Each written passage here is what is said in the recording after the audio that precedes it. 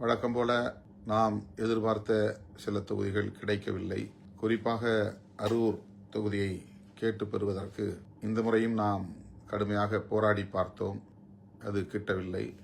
அரூர் தொகுதியை சார்ந்த தோழர்கள், தருமபுரி மாவட்டத்தை சார்ந்த தோழர்கள் இதற்காக மிகவும் வருந்தி தமது கவலையை வெளிப்படுத்தினார்கள்.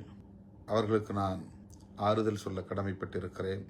மொத்தம் 8 தொகுதி, அதில் 6 தொகுதிகள் தான் தனி தொகுதிகள். டெல்டா மாவட்டத்தில் ஏதேனும் ஒரு தனி தொகுதியை பெறுவதற்கு எவ்வளவோ முயற்சித்தோம். கூட்டணி கட்சிகள் கேட்டு பெற்றுக்கொண்டன. அதைப்போல இந்த முறை தென் மாவட்டங்களில் ஒரு தொகுதியேனும் கிடைக்க வேண்டும் என்ற பெருமுயற்சியை மேற்கொண்டோம். பெரியகுளம் கிடைத்திருக்கிறது.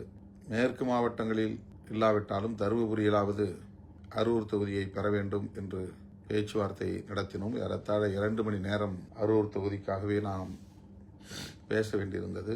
நமக்கு கொடுக்கக்கூடாது என்பதல்ல அவர்களின் நோக்கம். தொகுதி சூழல்களை கருத்தில் கொண்டு, அவர்கள் எடுத்த சர்வே முடிவுகளை கருத்தில் கொண்டு சில தொகுதிகளை நமக்கு வழங்கியிருக்கிறார்கள், சில தொகுதிகளை தவிர்த்திருக்கிறார்கள். ஆகவே அரூர் தொகுதியை நம்மால் பெற இயலவில்லை என்பதற்காக நான் பெரிதும் வருந்துகிறேன்.